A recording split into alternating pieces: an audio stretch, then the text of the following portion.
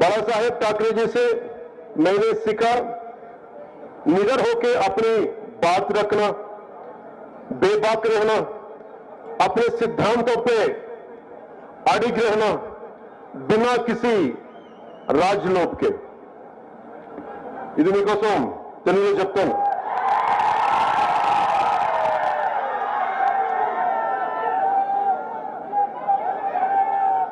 నేను కేవలం ఓట్లు వేయమని అడగడానికి రాలేదు.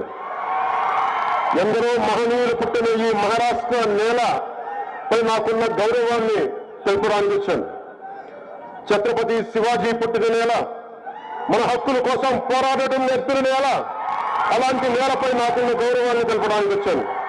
స్వరాజ్యం అనే పదానికి అర్థం తెలిపిన గొప్ప నేలపై నాకున్న గౌరవాన్ని తెలియజేయడానికి వచ్చాను. బాబాసాహెబ్ అంబేద్కర్ కర్మ భూమిగా నిలిచిన ఈ గొప్ప నేలపై నాకున్న గౌరవాన్ని తెలపడానికి వచ్చాను.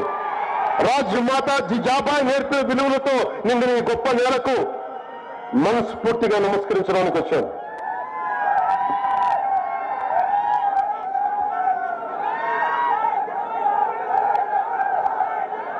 నాకు బాలాసాహెబ్ ఠాక్రే గారిని ఆయన జీవించి ఉండగా నాకు కలిసే అవకాశం రాలేదు.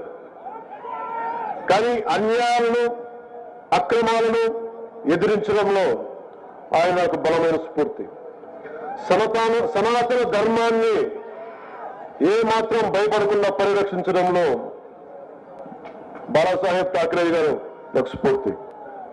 జనసేన 7 సిద్ధాంతాల్లో ఒకటైన ప్రాంతీయతను విస్మరించిన జాతీయవాదం అనే సిద్ధాంతానికి బాలాసాహెబ్ ఠాక్రే గారే స్ఫూర్తి. అలాంటి బాలాసాహెబ్ ఠాక్రే గారికి నా వందనాలు. ఏ విషయాన్నైనా ధైర్యంగా చెప్పడం, బాలాసాహెబ్ గారి దగ్గర నుంచి నేర్చుకోవాల్సింది ఏ విషయాన్నైనా ధైర్యంగా చెప్పడం, నిర్మోహమాటంగా నిక్కచ్చిగా ఉండడం, అధికారంతో సంబంధం లేకుండా మన సిద్ధాంతాలకు బలంగా కట్టుబడి ఉండటం బాలాసాహెబ్ ఠాక్రే గారి నుంచి నేర్చుకున్నాం.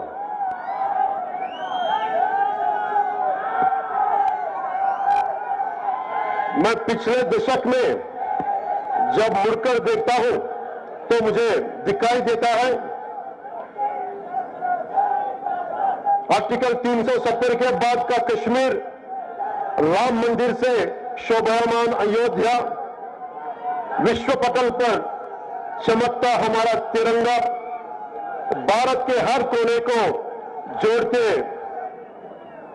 हाईवेज, हर गांव में पहुंची सड़क, एनडीए सरकार के 25 करोड़ भारतीयों को गरीबी से उबारा है। एनडीए सरकार ने इन 10 वर्षों में 4 करोड़ किसानों को फसल बीमा योजना का लाभ दिया। एनडीए सरकार ने लगभग 12 करोड़ का लाभ दिया प्रधानमंत्री किसान योजना में। कुल 30 करोड़ के मुद्रा योजना का लाभ दिया हमारी बहनों को। पिछले 10 सालों में हमारे highway man of India Shri Nitin Gadkari ji ने इस देश को 11,000 किलोमीटर के नेशनल हाईवे दिए हैं।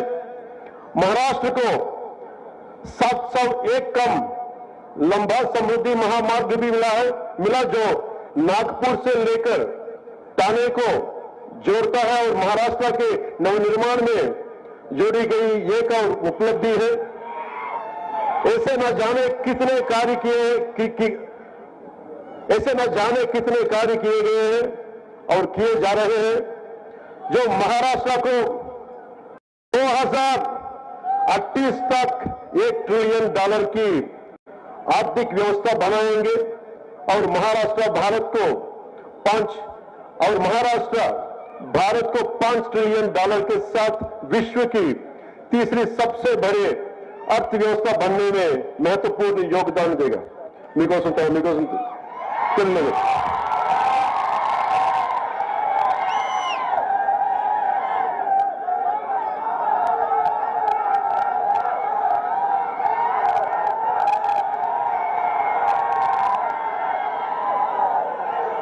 గడిచిన 10 సంవత్సరాలు ఒక్కసారి గమనిస్తే ఆర్టికల్ 370 తర్వాత కశ్మీర్ కనిపిస్తుంది. దివ్య రామ మందిరంతో అలంకరించబడిన అయోధ్య కనిపిస్తుంది. ప్రపంచ పటంపై రెపరెపలాడుతున్న తిరంగా కనిపిస్తుంది. దేశం నలుమూలలను కలిపే రహదారులు కనిపిస్తున్నాయి. పల్లె పల్లెకు విస్తరించిన రోడ్లు కనిపిస్తున్నాయి. గడిచిన 10 ఏళ్లలో ఎన్డీఏ ప్రభుత్వం 25 కోట్ల భారతీయులను పేదరికం నుండి విముక్తి చేసింది. 4 కోట్ల రైతులకు పంట బీమా అందించింది. పీఎం కిసాన్ ద్వారా 12 కోట్ల మందికి లబ్ధి చేకూరింది. అలాగే ముద్రా యోజన ద్వారా దాదాపు 30 కోట్ల మంది ఆడబిడ్డలకు చేయూతనిచ్చింది. గత 10 ఏళ్లలో highway man of India Nitin Gadkari గారు మన దేశానికి దాదాపు 11,000 కిలోమీటర్ల రహదారులు అందించారు. మహారాష్ట్రలోనే నాగ్పూర్ నుండి తానే వరకు 701 కిలోమీటర్ల సమృద్ధి మహామార్గం నిర్మించారు. ఇది మహారాష్ట్ర నవనిర్మాణంలో కీలక ఘట్టం. 2028 లోపు మహారాష్ట్రను 1,00,000 కోట్ల ఆర్థిక వ్యవస్థగా తీర్చిదిద్దేందుకు ఇలాంటి ఇంకెన్నో గొప్ప అభివృద్ధి కార్యక్రమాలు చేపడుతున్నారు. భారతదేశాన్ని 5 లక్షల ట్రిలియన్ల జీడీపీతో ప్రపంచంలోనే 3వ అతిపెద్ద ఆర్థిక వ్యవస్థగా మార్చడంలో మహారాష్ట్ర కీలక పాత్ర పోషించబోతుంది. ఇలాంటి తరుణంలో మన డేగ్లూర్ నియోజకవర్గ అభివృద్ధి చాలా కీలకం.